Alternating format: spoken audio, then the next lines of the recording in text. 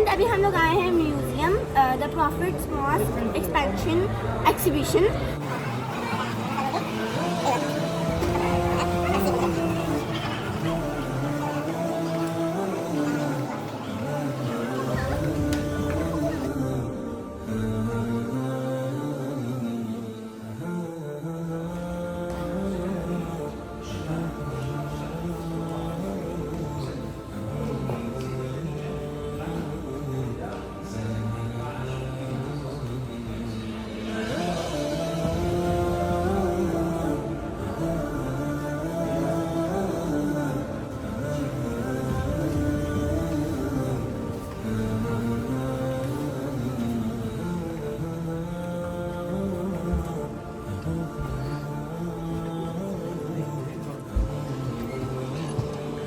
इस्सलाम नबी और बादशाह। वो नबी और बादशाह हजरत दाऊद अलैहिस्सलाम के फर्जंद थे। इस तरह वो खुद नबी थे और नबी के फर्जंद थे, नीज खुद बादशाह और उनके वालिद भी बादशाह थे, जिन्होंने तारीख की सबसे अजीम शान ममलकत की बुनियाद रखी और इसे हक, इंसाफ और सलामती जैसे इंसानी उसूलों पर कायम किया। अल्लाह अज़्ज़ा वजल ने जो अजीब चीज़ें हजरत सुलेमान अलैहिस्सलाम के काबू में दी थीं, उनमें से एक हवा भी थी। हजरत सुलेमान अलैहिस्सलाम हवा को हुक्म देते तो वो उन्हें उनकी ख्वाहिश के मुताबिक उठा ले जाती। इस तरह हजरत सुलेमान अलैहिस्सलाम जरा से वक्त में दूर दराज के मुल्कों का सफर कराते। इसी तरह जिन्नों और शैतानों को भी उनके काबू में कर दिया था, जिनमें से बाज मेमार थे जो वो सारी चीजें तामीर करते जिनका उन्हें हुक्म दिया जाता। बाज गौताखोर थे जो समंदरों की तहों में उतर कर खजाने निकाल लाते थे। इसी तरह उनके लिए परिंदे, जंगली जानवर और चींटियां भी मुसख्खर कर दी गई थी। वो सब सुलेमान अलैहिस्सलाम के मददगार थे उनकी सल्तनत में भलाई, खुशहाली और तरक्की के हुसूल में, ताकि वो सब पुरसुकून और अच्छी जिंदगी बसर कर सकें। इसी तरह अल्लाह ताला ने हजरत सुलेमान अलैहिस्सलाम को हिकमत और गहरी समझ भी अता फरमाई थी। अल्लाह ताला ने हजरत सुलेमान अलैहिस्सलाम को परिंदों और जानवरों की बोलियां सिखाई थी। चुनाचे एक मर्तबा जब हजरत सुलेमान अलैहिस्सलाम अपने लश्करों के साथ बाबरकयाब थे और चींटियों की वादी के करीब पहुंचे तो एक चींटी ने उन्हें दूर से देख लिया और बाकी चींटियों को आवाज देकर खबरदार किया और उन्हें अपने बिलों में दाखिल हो जाने का हुक्म दिया, ताकि बेखबरी में हजरत सुलेमान अलैहिस्सलाम और उनके लश्कर इन चींटियों को रौंद न दें। हजरत सुलेमान अलैहिस्सलाम ने जब चींटियों की बात सुनी और समझ ली तो वो मुस्कुरा उठे। जिस तरह अल्लाह ताला ने हजरत सुलेमान अलैहिस्सलाम के लिए हर चीज, खा वो इंसान हो, जिन हो, परिंदे हों या हवा हो, मुसख्खर कर दी थी, इसी तरह हजरत सुलेमान अलैहिस्सलाम ने इस पूरी बादशाहत को रूए जमीन की आबादकारी और इंसानों की हिदायत के लिए मुसख्खर कर रखा था।